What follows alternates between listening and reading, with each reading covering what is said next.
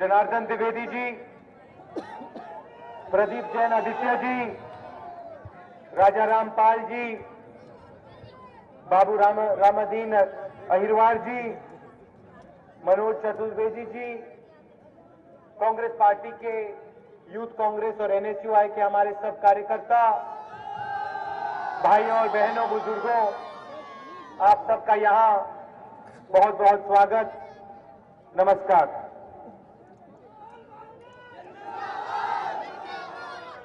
दो 2004 से दिल्ली में कांग्रेस पार्टी की सरकार है और जब हमने वो चुनाव लड़ा था, हमने आपसे सिर्फ एक वायदा किया था। बाकी पार्टियां 10-15 वायदे करती हैं और एक भी वायदा पूरा नहीं करती। हमने आपसे एक वायदा किया और वो वायदा हमने पूरा किया। वायदा था कि अगर दिल्ली में सरकार बनेगी, आम आदमी की सरकार बनेगी, गरीब की, किसान की, मजदूर की, पिछड़े लोगों की, अल्पसंख्यकों की, दलितों की सरकार बनेगी। और जो भी हम करेंगे वो हम कमजोर लोगों के लिए करेंगे, गरीब लोगों के लिए करेंगे, गरीब लोगों के लिए करेंगे। हमारे विपक्ष में एनडीए के लोग थे और एनडीए के लोगों ने भी एक नारा दिया। उन्होंने कहा, इंडिया शाइनिंग, हिंदुस्तान चमक रहा है। जब उनके नेता से पूछा गया, ये आप नारा कहां से लाए, उनको कहा गया, मीडिया को कहा कि ये नारा हमें टीवी में मिला। टीवी को हम एक रात देख रहे थे, टीवी को हम एक रात देख रहे थे और उसमें एक सूट का इश्तिहार आया और सूट के इश्तिहार में लिखा था, इंडिया शाइनिंग, हिंदुस्तान चमक रहा है। कहा कि हिंदुस्तान चमक रहा है। आपके घरों में नहीं आए, आपसे नहीं पूछा कि भैया आपका हिंदुस्तान चमक रहा है। बुंदेलखंड के गांव में नहीं गए, घरों में नहीं गए, कह दिया इंडिया शाइनिंग और आपने हमारी सरकार बनवाई, आम आदमी की सरकार बनाई। हमने पहली बात क्या की, गारंटी रोजगार योजना। हर एक गरीब व्यक्ति को हमने रोजगार की गारंटी दी। हमने कहा, अगर कोई भी इस देश में गरीब है, हम उसे 100 दिन का रोजगार 120 रुपए प्रतिदिन, मतलब 12,000 रुपए हर गरीब व्यक्ति को देने वाले। और ऐसी स्टेट से मायावती जी खड़ी हुई, उन्होंने कहा कि मनरेगा से किसी को फायदा नहीं होगा। अब जाइए, किसी भी गांव में चले जाइए जहां कांग्रेस पार्टी की सरकार है, गरीब से गरीब व्यक्ति से पूछिए मनरेगा से क्या फायदा हुआ और वो आपको बताएंगे मनरेगा से इज्जत मिली। पहली बार गांव में रोजगार पहुंचा और ऐसा लगा कि सरकार ने हमारा हाथ पकड़ा। और यहां मायावती जी खड़ी होती है और कहती है मनरेगा से किसी को फायदा नहीं होगा। पार्लियामेंट हाउस में बीजेपी के लोगों ने, एनडीए के लोगों ने कहा कि पैसा कहां से आएगा, पैसा कहां से आएगा। जब गरीबों की बात होती है तो सवाल पूछते हैं पैसा कहां से आएगा। जब अमीरों की बात होती है तो यह सवाल कभी नहीं उठता, पैसा कहां से आएगा। और ये पैसा किसका है, ये आया कहां से। ये आपका पैसा है, आपकी मजदूरी का पैसा है, आप जो खेतों में काम करते हो उसका पैसा है। महाराष्ट्र में जाते हो, हरियाणा में जाते हो, दिल्ली में जाते हो, काम करते हो, उसका पैसा है, प्रगति का पैसा है। और ये प्रगति आपकी है, हम सिर्फ एक काम करते हैं, आपका जो पैसा है वो हम आप तक भेजते हैं। मनरेगा, शिक्षा का अधिकार और अब हम भोजन के अधिकार की बात कर रहे हैं। हम कह रहे हैं कि इस देश में कोई भूखा नहीं रहना चाहिए। 35 किलो हर एक परिवार को हम अनाज दे रहे हैं, क्योंकि हम जानते हैं कि आप इस देश को बढ़ाते हो आगे, आप इस देश के लिए लड़ते हो, काम करते हो और आपको इज्जत मिलनी चाहिए और आपके बच्चों को, खासतौर से जो हमारे गरीब लोग हैं उनको, बच्चों को और उनको पूरा भोजन मिलना चाहिए। भोजन के अधिकार की बात की, एक तरफ मायावती जी खड़ी हो गई और कहती है नाटक है कांग्रेस पार्टी का, नाटक है कांग्रेस पार्टी का। किस प्रकार का नाटक है?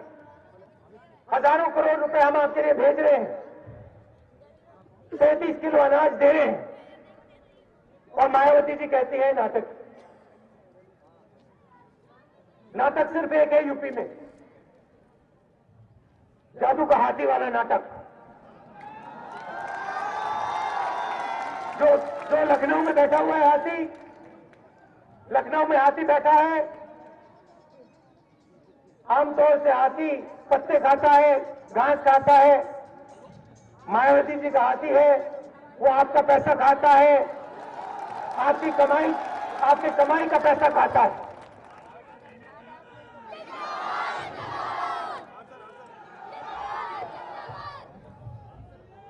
देखिए, उत्तर प्रदेश को बदलना है। 22 साल से कभी यहां साइकिल, कभी हाथी, कभी उम्मीद की साइकिल, आप उस पर 3 बार उम्मीद किए और फिर वो फटाक से पंचर हुई 3 बार। कभी साइकिल तो कभी जादू का हाथी, और बीच में यूपी की जनता पिसी जा रही है, यूपी का भविष्य पिसा जा रहा है, यूपी का युवा पिसा जा रहा है।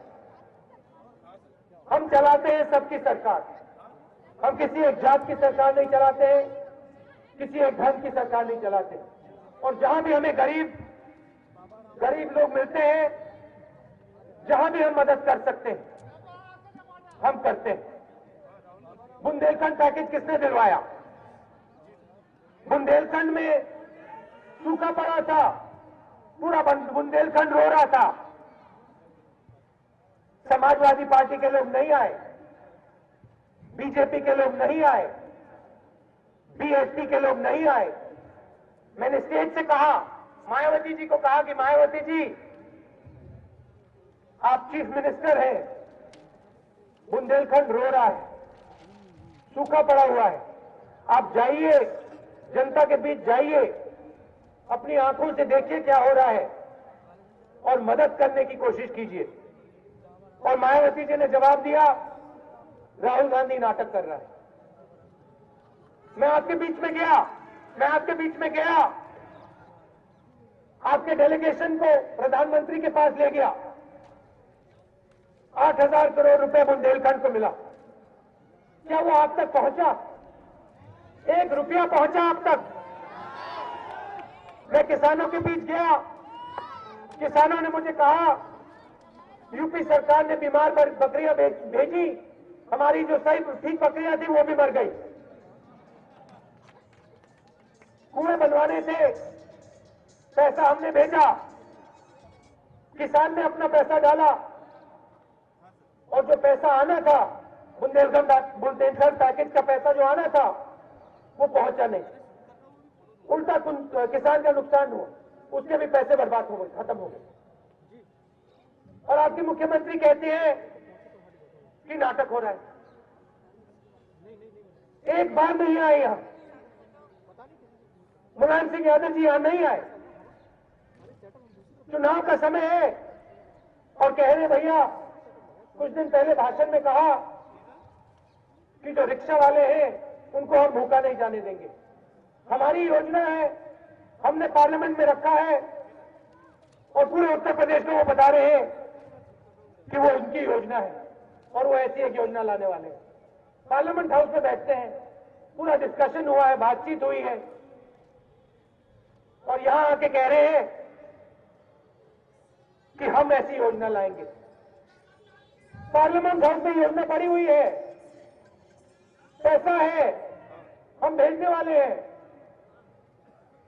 आपने जब राज किया, 3 बार राज किया, तो नहीं सोचा इसके बारे में, भोजन के अधिकार के बारे में तब नहीं सोचा, रोजगार का अधिकार जो हमने दिया था उसको नहीं चलाया, चुनाव के 2-3 महीने पहले बेरोजगारी भत्ता की बात की, और अब बात करते हैं कि भाई भोजन की योजना हमारी योजना है, हजारों करोड़ रुपए भेज रहे हैं हम, और हम चलाएंगे जब हमारी उत्तर प्रदेश में सरकार आएगी, और आप तक उसका पैसा पहुंचाएंगे, भोजन पहुंचाएंगे। बुनकरों की बात करना चाहता हूं, बुनकरों की बात करना चाहता हूं। बुनकर आए हमारे पास और उन्होंने कहा, देखिए किसानों की आपने मदद की, 60,000 करोड़ रुपए आम आदमी की सरकार ने किसानों को दी, बैंकों के दरवाजे खोले, हमारे सामने बहुत मुश्किलें हैं, काम नहीं मिलता हमें, कुछ कीजिए। मायावती जी के पास हम गए, बुनकर गए, और मायावती जी ने उन्हें कहा कि भाई कुछ नहीं करेंगे। हमारे पास आए, हम उनको प्रधानमंत्री के पास ले गए, 2-3 दिन नहीं लगे, उनको पैकेज मिला, कर्जा माफी हुई, बुनकर क्रेडिट कार्ड मिला, धागे पे छूट मिली, 2 लाख रुपए के लोन मिले। ये काम हमने किया, ये काम बीएसपी ने नहीं किया, ये काम समाजवादी पार्टी ने नहीं किया, ये काम कांग्रेस पार्टी ने किया। सच्चर कमीशन हमने बैठवाया, और सच्चर कमीशन ने पहली बार कहा कि अल्पसंख्यक प्रगति में नहीं शामिल हुए और उनको शामिल होना चाहिए। ये काम मुलायम सिंह यादव जी ने या मायावती जी ने नहीं किया, ये काम कांग्रेस पार्टी ने किया। करोड़ों रुपए हमने हर डिस्ट्रिक्ट को भेजे जहां अल्पसंख्यक भाई बहन हैं, स्कॉलरशिप भेजी, क्या आप तक पहुंची? नहीं मिली। हम चाहते हैं सब लोगों को शिक्षा मिलनी चाहिए, सब लोगों को स्वास्थ्य मिलना चाहिए। आरक्षण की बात की हमने, जब हमने आरक्षण की बात की, मायावती जी ने कहा कि भाई हमने प्रधानमंत्री को चिट्ठी लिख दी। आप चीफ मिनिस्टर हैं, आप कर सकते हैं स्टेट में, क्यों नहीं किया आपने 5 साल के लिए?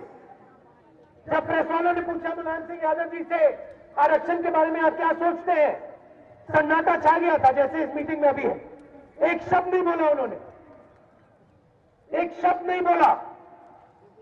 और जब हमने आरक्षण किया, जब प्रधानमंत्री जी ने आरक्षण किया, मुलायम सिंह यादव जी खड़े हो गए, उन्होंने कहा भाई कम किया। आप 3 बार मुख्यमंत्री थे, आपने नहीं किया। अगर आपको कम लगता है तो अपने मैनिफेस्टो में लिख लीजिए कि कम है, मगर नहीं लिखेंगे और कभी नहीं करेंगे। नेशनल हाईवे में पे मैं अभी आ रहा था, बढ़िया सड़क थी, किसने बनवाई? कांग्रेस ने बनवाई। नेशनल हाईवे का काम किसने किया? कांग्रेस ने किया। रोजगार योजना किसने दी? कांग्रेस ने दी। बुनकर पैकेज किसने दिया? कांग्रेस ने दिया। भट्टा परसाल में किसानों की लड़ाई कौन लड़े? कांग्रेस पार्टी लड़ी। समाजवादी का, बीएसपी का कोई भी खड़ा नहीं था वहां पे।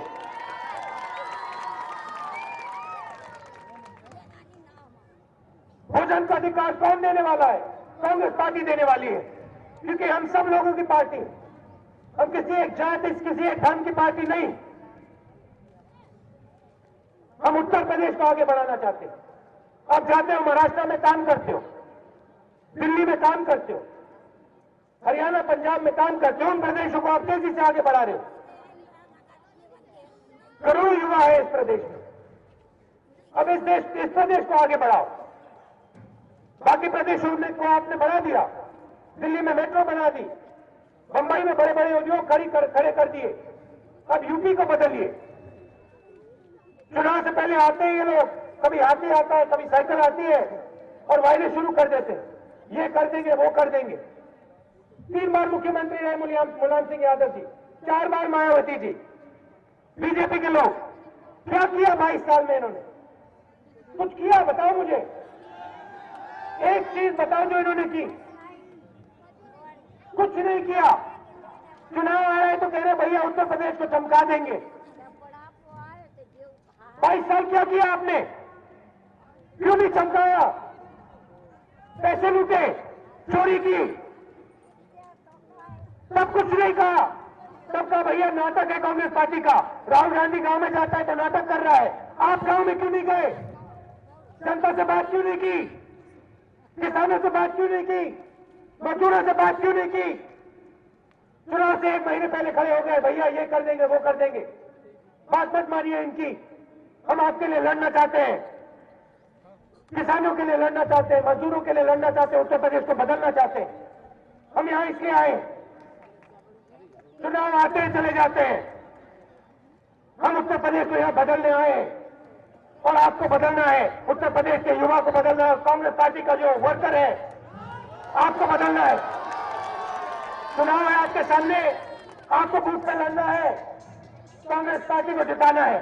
और मैं जानता हूं कि जिस दिन यहां पे कांग्रेस पार्टी जीतेगी उस दिन उत्तर प्रदेश में बदलाव शुरू होगा। बुंदेलखंड को कभी नहीं भूला जाएगा। बुंदेलखंड के किसानों को, मजदूरों को, गरीबों को हम नहीं भूलने वाले। और हम नहीं भूले। ये बाकी लोग जो बड़े बड़े भाषण करते हैं, बड़े बड़े वायदे करते हैं, मैं आपसे एक सवाल पूछना चाहता हूं। जब बुंदेलखंड हो रहा था, जब बुंदेलखंड में सूखा था, ये लोग कहां थे? बताओ मुझे, कहां थे ये लोग?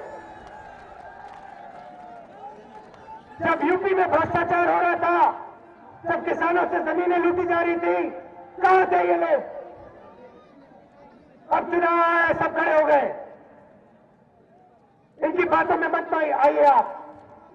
आम आदमी की सरकार लाइए यूपी में, बदलाव की सरकार लाइए, प्रगति की सरकार लाइए। हटाइए इन चोरों को यहां से। आप दूर दूर से आए, इसके लिए बहुत बहुत धन्यवाद। नमस्कार, जय हिंद।